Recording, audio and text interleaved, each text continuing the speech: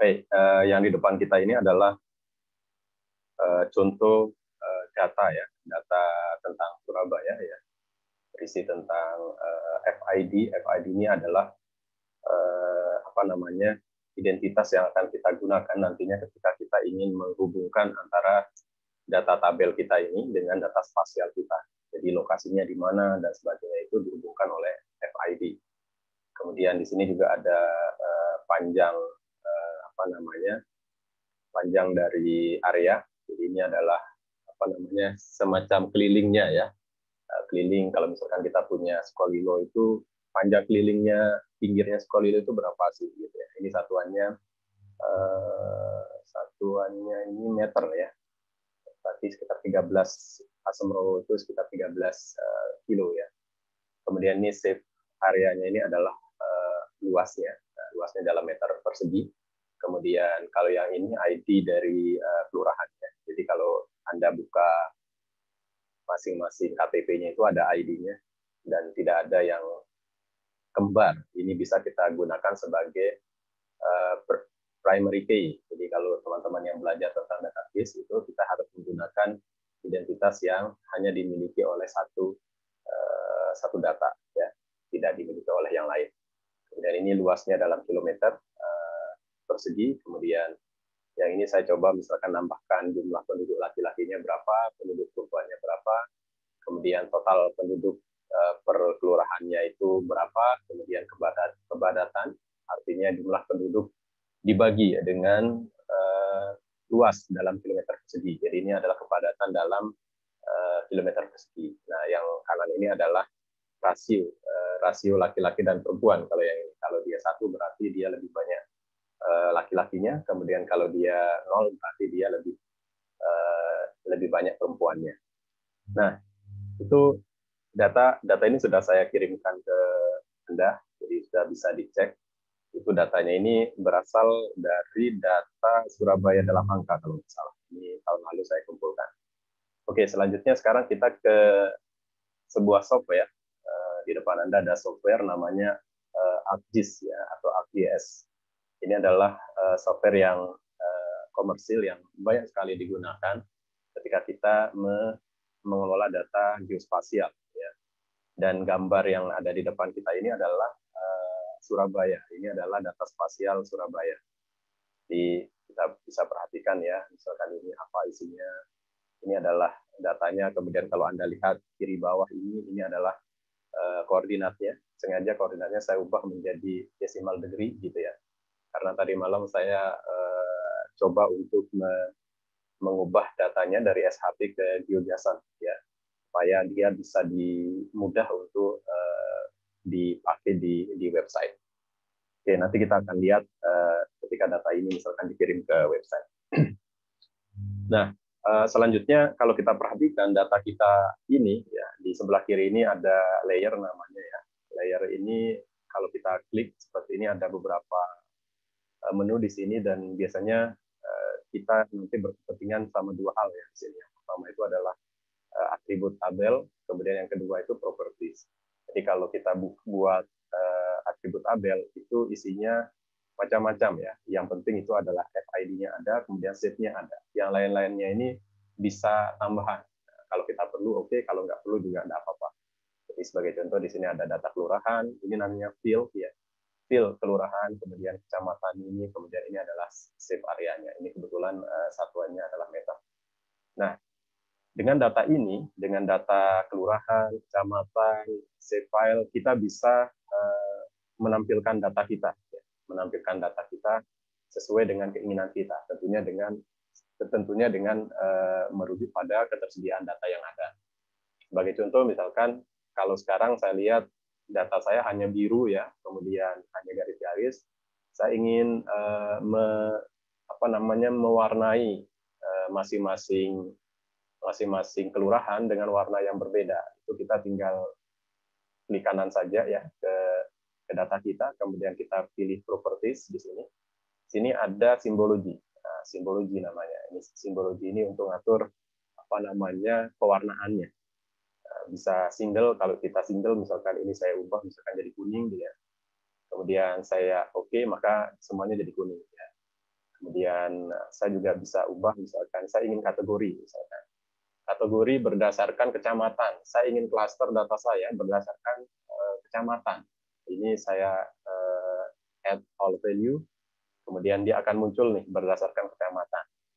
Nah, ini saya unklik ya, semuanya ada. Jadi ini adalah data per kecamatan. Ya, dia warnanya sama, itu berarti kecamatannya sama. Nah, ini ada garis-garis yang membedakan antara satu tempat dengan tempat lain, tetapi warnanya sama, itu artinya dia berbeda kelurahan. Ya. Dia berbeda kelurahannya. Jadi dia ketika berbeda kelurahannya, dia akan warnanya berbeda, gitu ya. Ini contohnya ini sudah kelihatan, ini sudah mulai menarik. Wah, data saya sudah mulai warna-warni. Kemudian yang kedua, misalkan saya nggak ingin per kecamatan, saya inginnya per kelurahan. Oke, bisa. Saya ke properties lagi, kemudian saya lagi ke simbologi, fill value-nya saya pilih kelurahan. Nah, kelurahan, kemudian saya add value, kemudian ininya saya oke saja. Maka setiap kelurahan yang ada di Surabaya itu dia akan memiliki warna yang berbeda-beda. Ya. Ini kalau kita lihat, misalkan daerah kita yang salah satu yang paling luas itu adalah Kelurahan Keputih sekarang di Surabaya. Ya, ini Kelurahan Keputih luas sekali gitu, apalagi dengan penambahan di sisi timur ya, yang sebelumnya itu adalah daerah yang tidak berpenghuni, kemudian sekarang banyak perumahan juga di sini, dia akan ada banyak penambahan di sisi timur. Anda bisa bandingkan dengan misalkan di dekat kita itu ada Gebang Putih. Ini ada kuning di dekatnya. Ini kuning ini Gebang Putih. Dan Gebang Putih itu ternyata dia punya area juga di sisi timurnya Keputih. Ya, jadi ini adalah ITS. Jadi ITS itu membelah satu kelurahan menjadi dua gitu ya. Satunya Gebang Putih, satu Gebang Putihnya satunya di sisi barat, satunya di sisi timur gitu ya. Oke, tapi kita masuknya di kelurahan Keputih. Jadi harusnya kalau melihat ini ITS itu lebih tepat masuknya di Gebang Putih ya. Oke, seperti itu ya. Kalau kita perhatikan ini warnanya juga otomatis ya ini. Ya, jadi kita tidak atur mana yang berwarna apa ya. Oke, selanjutnya misalkan kalau tadi hanya berdasarkan nama-nama saja, misalkan saya ingin melihat berdasarkan luas areanya ya. Saya ingin melihat berdasarkan luas areanya. Saya ingin melihat luas areanya. Jadi ini kalau kita perhatikan ini dia merujuk luas area yang berbeda-beda. Tapi kebetulan yang di sini karena kita menggunakan kategori dan unique value, maka tidak ada gradasi. Misalkan kalau dia makin merah, dia makin makin luas, kemudian biru makin tidak luas.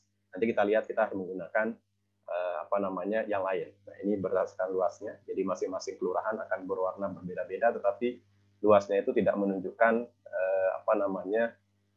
warna itu tidak menunjukkan luasnya. Karena warnanya ini dia masih berbasis kelurahannya.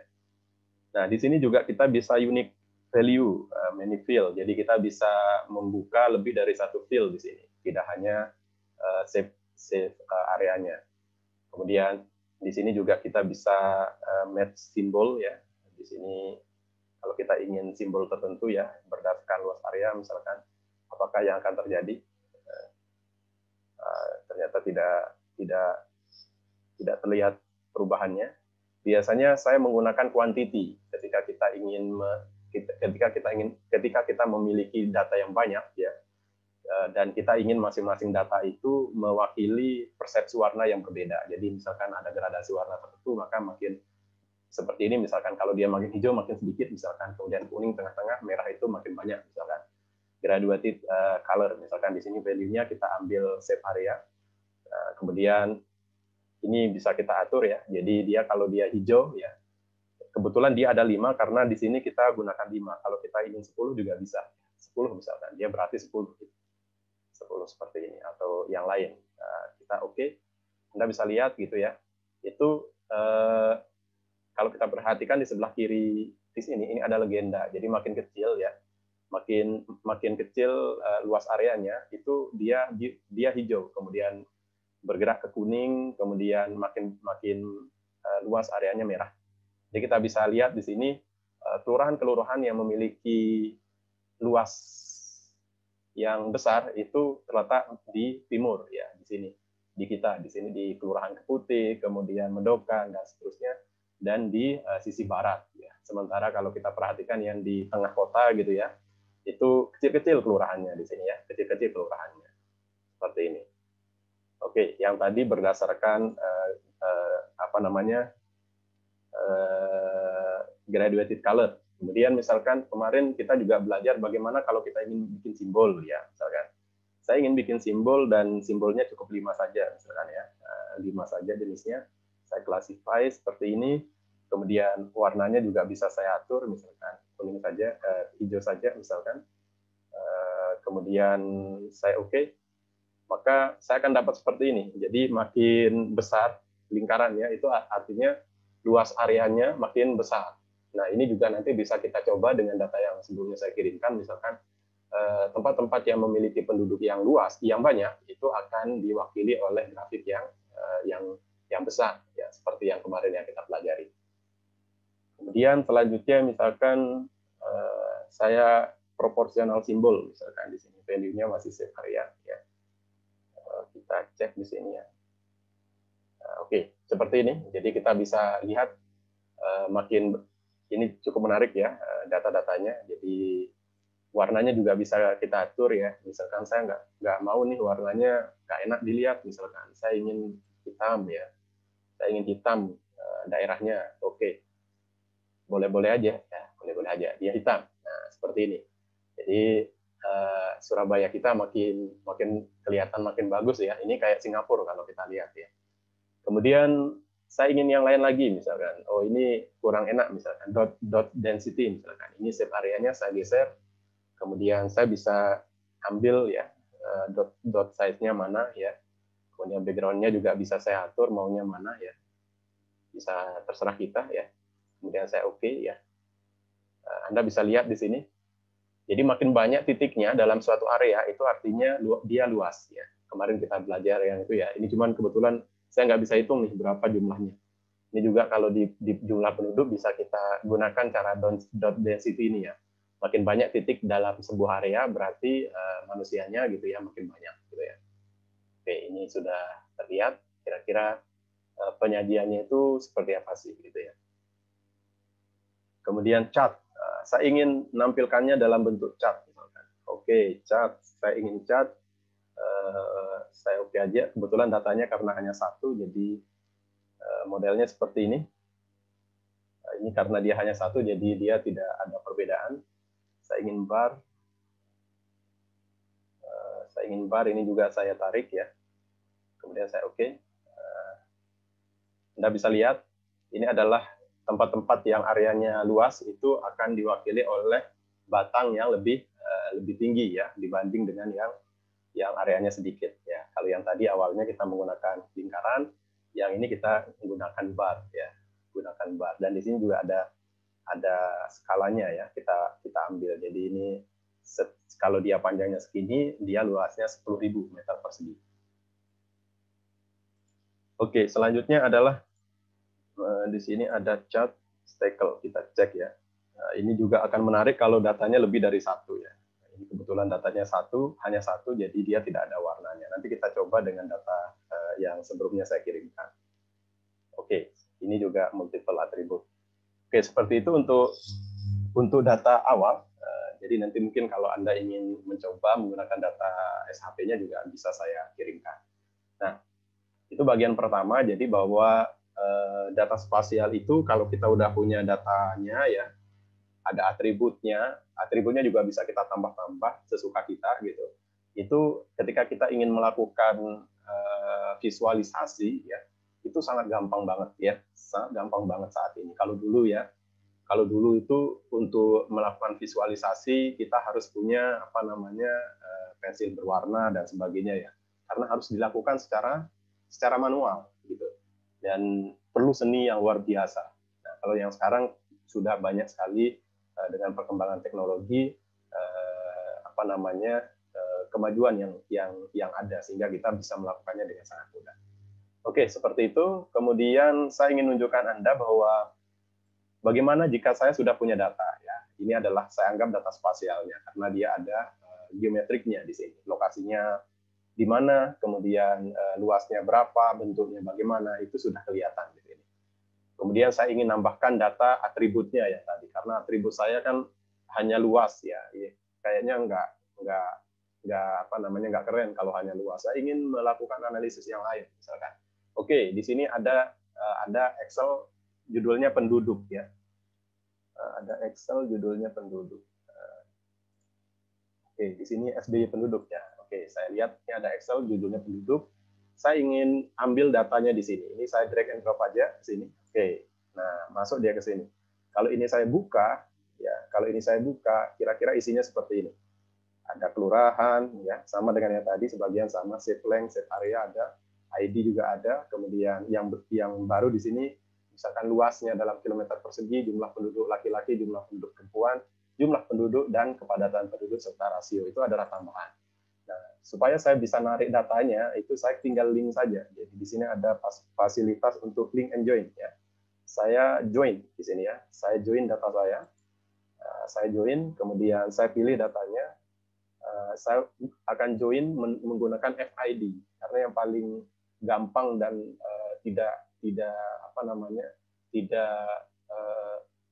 kemungkinan untuk salah itu kecil itu adalah FID ya. Beda dengan kalau kita menggunakan teksnya karena FID-nya ini dia numerik.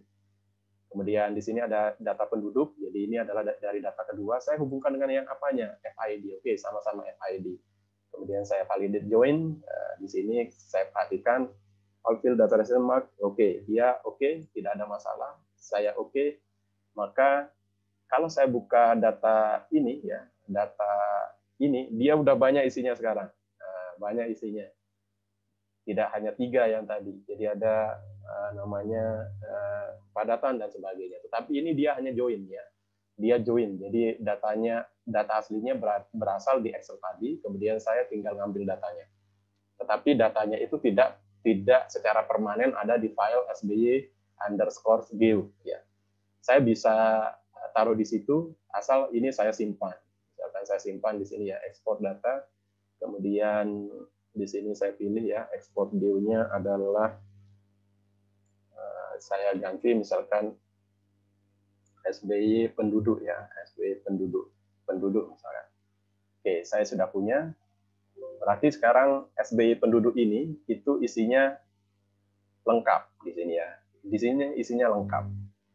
Oke, dan ada beberapa yang redundan. Ini yang redundan saya bisa hapus saja supaya saya tidak terlalu kesusahan nanti dengan data saya yang banyak ya. Ini bisa kita klik kanan kemudian delete fill aja ya. Kita delete fill saja. Ini juga saya kira data ini juga ada ya di sebelah. Kita delete fill aja. Kelurahan ini juga namanya sama. Oke, saya delete fill. Kecamatannya ini juga sama. Nah, yang lain-lain ini oke, ini baru semua datanya di sebelah kanan saya. Oke. Nah, selanjutnya adalah yang lain-lain ini sudah bisa saya hapus. Saya nggak perlu ini nih. Saya cukup SBY penduduk seperti ini. Nah, selanjutnya adalah misalkan saya ingin menunjukkan daerah mana di Surabaya yang penduduknya paling banyak ya, penduduknya paling banyak. Saya cek di sini adalah penduduk ya, jumlah penduduk. Nah, di sini jumlah penduduk. Oke, kita bisa lihat penduduk di Surabaya berada di mana? Di sini. Ada yang merah ini. Saya bisa lihat yang merah ini apa sih ini? Saya bisa klik di sini. Oh, ternyata ini di Kecamatan Kenjeran, Kelurahan Sidotopo Wetan. Nah, ini sininya ini apa sih ini? Ini juga penduduknya banyak nih, Wonokusumo ya. Kemudian di sini ini apa ini? Tanah Kali Kedinding ya. Ini banyak penduduknya. Bagaimana dengan kita di Keputih? Nah, walaupun Keputih itu salah satu yang paling luas, ternyata penduduknya sedikit ya. Sedikit sekali penduduknya di sini. Oke, itu dari segi penduduk, total penduduk. Bagaimana dengan kepadatan penduduk? Jadi jumlah penduduk dibagi dengan dengan luas areanya. Saya bisa cek di sini. Oke, dengan cara yang sama 5 kelas misalkan, atau saya ingin 7 kelas lah supaya berbeda. Oke, makin merah dia makin banyak, makin padat penduduknya, kemudian yang makin hijau dia makin sedikit. Oke, seperti ini.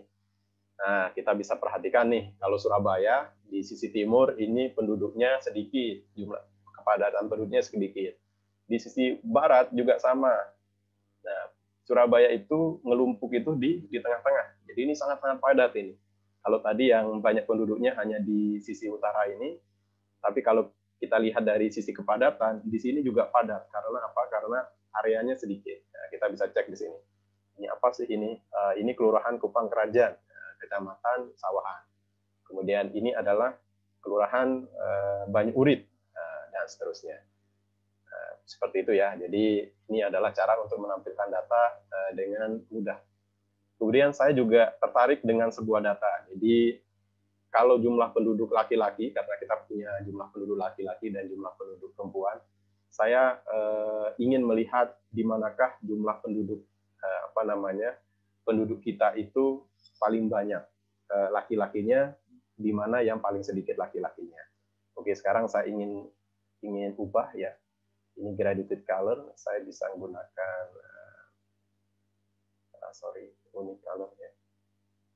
Rasio, maaf. Rasio. Oke, biru dan merah ini. Sekarang orang lagi suka dengan dua warna ini ya, biru dan merah.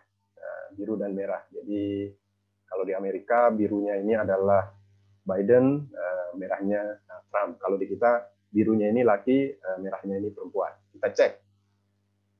Nah, ternyata sebagian besar penduduk Surabaya, sebagian besar wilayah Surabaya yang laki-lakinya lebih banyak itu tinggal di pinggir ya, baik di barat nih, semuanya ini yang biru ini lakinya lebih banyak daripada perempuannya.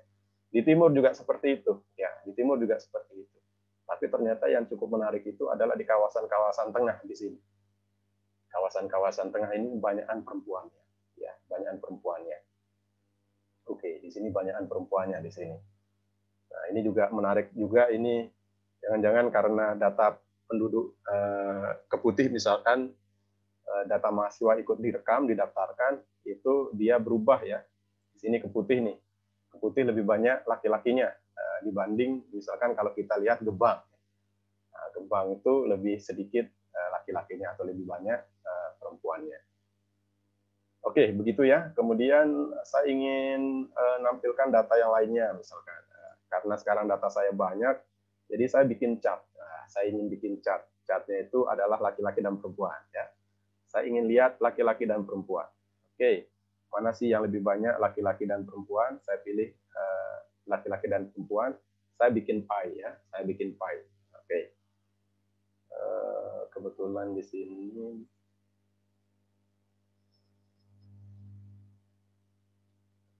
ini pie-nya tidak begitu menarik ya. Oke, saya ingin ini aja lah, menggunakan ini. Oke. Nah, di sini juga kalau same.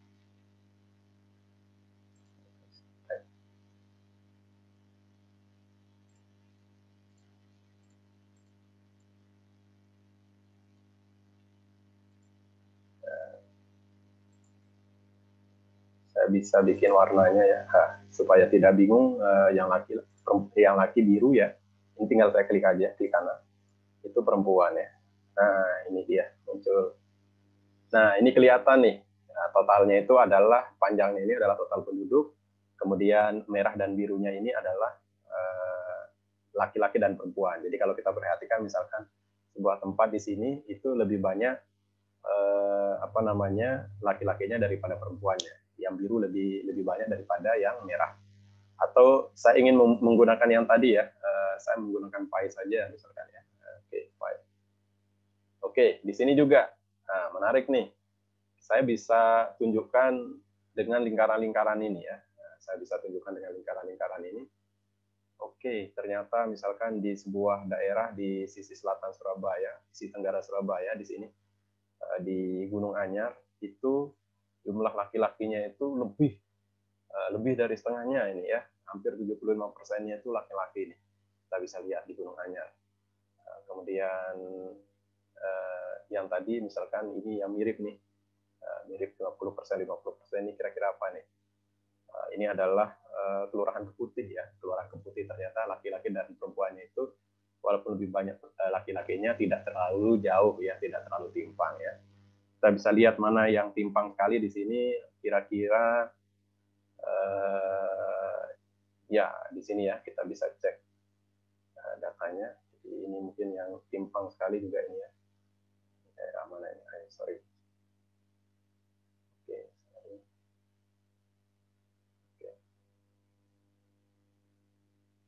Oke, kita bisa cek misalkan ini daerah ini. Nah, ini adalah daerah Duku Pakis ya, dan seterusnya ya. Nah, kita bisa bermain-main dengan cara seperti itu. Banyak sekali yang bisa kita lakukan. Di sini juga kita bisa lihat ya, laki, perempuan, kemudian total penduduk ya, total penduduk ya. Saya ingin menggunakan data ini misalkan. Sorry. Oke, kita gunakan yang lain saja. Oke, seperti tadi. Oke, ini adalah contoh saja. Jadi bagaimana sebuah data kita tampilkan, dan tentunya data-data ini dia akan bisa menjadi informasi ya kepada kita ya, kepada banyak orang itu jika datanya benar. Jadi yang paling utama itu adalah datanya itu harus benar ya. Jadi kalau datanya salah, tentunya informasi yang kita sampaikan juga nggak ada artinya gitu ya. Oke, seperti ini. Baik, mungkin itu dulu sebagai sebagai awal ya untuk kita.